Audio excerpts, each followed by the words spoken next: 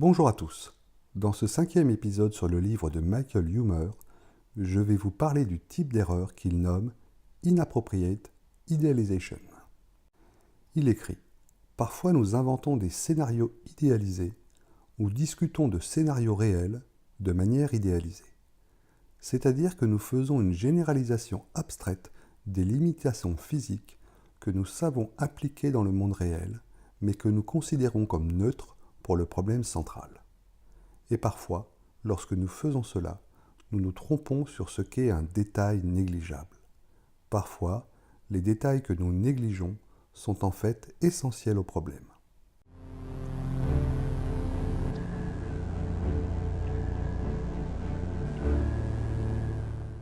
Dans cette catégorie d'erreurs, Huemer place le paradoxe de la chambre d'exécution, dont j'ai déjà parlé sur cette chaîne.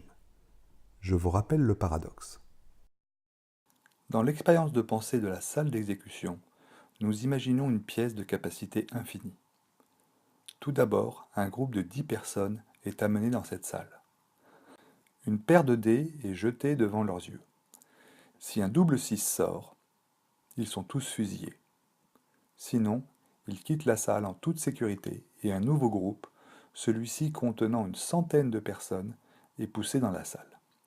Ce processus se poursuit, chaque groupe consécutif 10 fois plus grand que le précédent, jusqu'à ce qu'il y ait un double 6. Après quoi, les personnes dans la salle à ce moment-là sont fusillées et l'expérience se termine. Supposons que vous avez été poussé dans cette pièce. Il vous est demandé d'estimer les chances de quitter la salle en toute sécurité. D'une part, étant donné que le fait de quitter la salle, ou non, sera déterminé par le jet d'une paire de dés équilibrés, il semble que vos chances de sortir, vivant, sont de 35 sur 36. D'autre part, la croissance exponentielle d'entrants dans la chambre fait que 90% de toutes les personnes qui auront été dans votre situation seront fusillées. Il semble donc que vos chances de sortir vivant de la salle sont seulement de 10%. Alors, quelles sont vos chances de survie? Environ 97% ou 10%? Huemer, comme je le concluais dans ma vidéo, pointe du doigt le problème de supposer une population de taille infinie. Cette idéalisation n'est pas neutre et pose un problème que Huemer identifie clairement.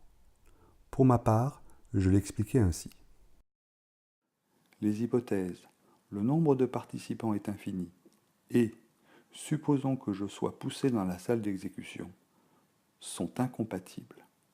Aussi, s'il est admissible de supposer que je sois poussé dans la salle d'exécution, la probabilité de ressortir indemne est de 35 sur 36, et ma croyance doit s'aligner sur cette valeur. Huemer et moi sommes donc d'accord. Mais en un an, ma position a évolué.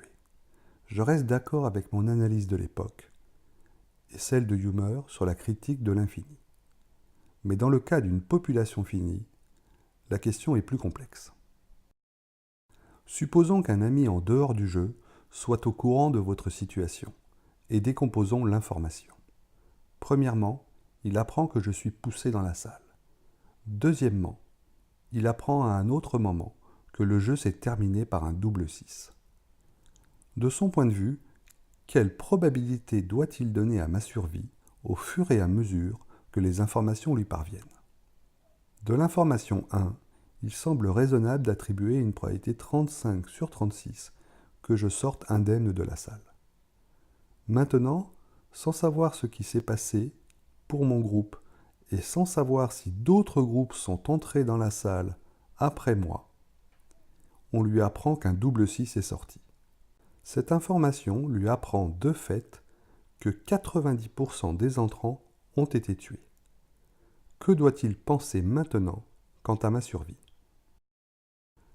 Dans ces circonstances, la question est délicate. Mon ami apprend que le jeu s'est fini par un double 6. Cette situation n'était pas certaine, mais c'est maintenant un fait. Doit-il alors réviser sa croyance et croire au degré 90% que je suis mort? Oui, il a vraiment de bonnes raisons de le faire. Mais attention, lorsque je suis dans la salle, le jeu est en cours, et il doit croire, comme moi, que mes chances de sortir indemne sont de 35 sur 36. Car au moment de la croyance, au moment où je suis dans la salle, le jeu n'est pas encore fini et aucun mort n'est à déplorer.